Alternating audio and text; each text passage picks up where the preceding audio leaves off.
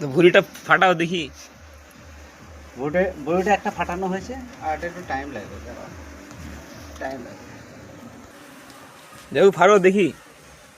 ভিডিওতে দেখাবা তাই তো? হ্যাঁ তো এইভাবে সবাই পারে, এরকম এরকম করবা, এইভাবে ফেলবা, এসব বেরিয়ে যায়। চি চি চি চি চি চি চি।